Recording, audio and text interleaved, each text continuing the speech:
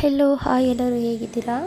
Welcome back to Aditya happy blogs. ಅಂತಿಂತೂ ಮಳೆಯಂತೂ start ಆಗಿದೆ. ಈ ಮಳೆಗೆ ಬಿಸಿ ಬಿಸಿ ಏನಾದರೂ ತಿನ್ನಬೇಕು, ಖಾರವಾಗಿ ಏನಾದರೂ ಇರಬೇಕು ಊಟಕ್ಕೆ ಅಂತ ಅನಿಸ್ತಿರುತ್ತೆ. ಸೊ ಈ ಥರ ಚಿಕನಲ್ಲಿ ಈ ಥರ ಮಾಡ್ಕೊಂಡು ತಿನ್ನೋಡಿ, ತುಂಬ ಚೆನ್ನಾಗಿರುತ್ತೆ, ತುಂಬ ಟೇಸ್ಟಿಯಾಗಿರುತ್ತೆ, ಹೆಲ್ದಿಯಾಗೂ ಇರುತ್ತೆ. ಚಿಕನ್ ಪಕೋಡ ಮಾಡ್ಕೊಂಡಿರೋವಂಥದ್ದು, ಚಿಕನ್ ಗ್ರೇವಿಗೆ ನಾನು ಮಾಡಿರೋ ಅಂಥದ್ದು ಹಸಿಮೆಣ್ಸಿನ್ಕಾಯಿ ಹಾಕ್ಕೊಂಡಿದ್ದೀನಿ, 5ರಿಂದ 6 ಹಸಿಮೆಣ್ಸಿನ್ಕಾಯಿ, ಕೊತ್ತಂಬರಿ ಪುದೀನ ಮತ್ತು ಶುಂಠಿ ಮತ್ತು ಬೆಳ್ಳುಳ್ಳಿ, 2 ದಪ್ಪದ ಗೆಡ್ಡೆ ಬಂದು 2 ಬೆಳ್ಳುಳ್ಳಿನ ತೊಗೊಂಡಿದ್ದೀನಿ. ಅದು ಬೆಳ್ಳುಳ್ಳಿ ಸ್ವಲ್ಪ ಇದಕ್ಕೊಂಚೂರು ಜಾಸ್ತಿ ಹಾಕಿ ಇದನ್ನು ಕಡಿಮೆ ಮಾಡಿ ಶುಂಠಿನ, ಆ್ಯಂಡ್ ಸ್ವಲ್ಪ ಒಂದೇ ಒಂದು ಸ್ಪೂನಷ್ಟು ಕಾಳು ಮೆಣಸನ್ನ ಹಾಕ್ಕೊಂಡಿದ್ದೀನಿ.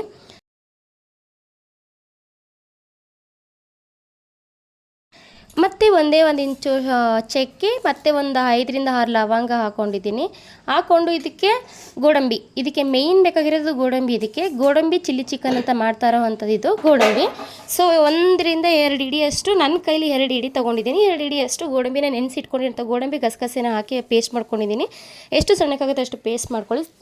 ತುಂಬ ಸಿಂಪಲ್ ರೆಸಿಪಿ ಇದು, ಮಾಡೋದು ಕೂಡ ತುಂಬ ಈಸಿ. ಯಾರು ಸಡನ್ನಾಗಿ ಬಂದರೆ ಆರಾಮ್ಸೆ ಮಾಡ್ಬೋದು. ಇದನ್ನು ಒಂದು ಬಾಣಲೆನ ಇಟ್ಕೊಂಡು, ಬಾಣಲೆಗೆ ಉದ್ದುದಕ್ಕೆ ಹಚ್ಚಿಟ್ಕೊಂಡಿರೋಂಥ ಹಸಿಮೆಣ್ಸಿನ್ಕಾಯಿ, ಈರುಳ್ಳಿನ ಹಾಕಿ ನೀಟಾಗಿ ಫ್ರೈ ಮಾಡ್ಕೊತಾ ಇದ್ದೀನಿ.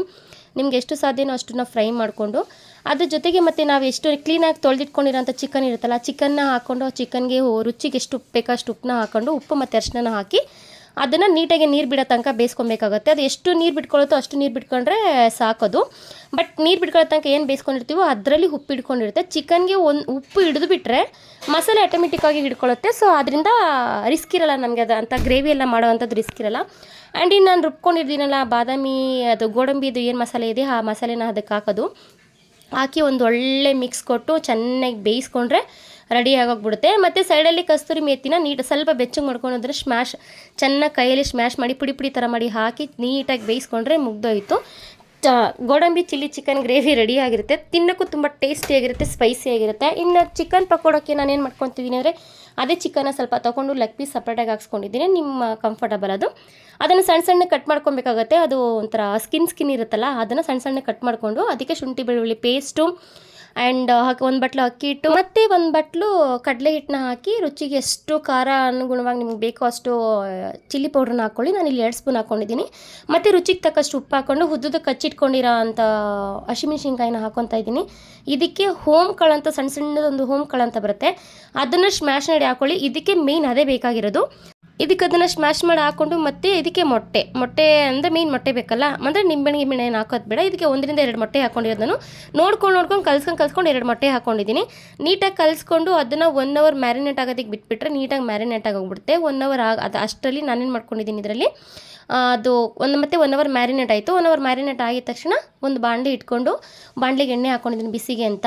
ಸೊ ಅದಕ್ಕೆ ಹಚ್ಚಿಟ್ಕೊಂಡಿರೋಂಥ ಕರಿಬೇವು, ಕೊತ್ತಂಬರಿ ಹಾಕ್ಕೊಂಡು, ಮತ್ತು ಕಸ್ತೂರಿ ಮೇಥಿ ಅದನ್ನೇನು ಬೆಚ್ಚಗೆ ಮಾಡಿಲ್ಲ ಅದನ್ನು ಹಾಗೆ ಹಾಕಿದ್ದೀನಿ. ಮತ್ತು ನೀಟಾಗಿ ಒಳ್ಳೆ ಮಿಕ್ಸ್ ಮಾಡಿಕೊಂಡು, ಎಣ್ಣೆ ಕಾದಿರೋದಕ್ಕೆ ಒಂದೊಂದೇ ಹಾಕೊಂಡು ತಿಂತಾಯಿದ್ರೆ ಸಖತ್ತಾಗಿರುತ್ತೆ ತಿನ್ನೋದಕ್ಕೆ. ಅದು ಹೆಂಗಪ್ಪ ಅಂತಂದರೆ ತುಂಬ ಈಸಿ. ಇದೆರಡು ರೆಸಿಪಿನೂ ಸಡನ್ನಾಗಿ ಯಾರು ಬಂದರೆ ತುಂಬ ಈಸಿಯಾಗಿ ಮಾಡ್ಬೋದು.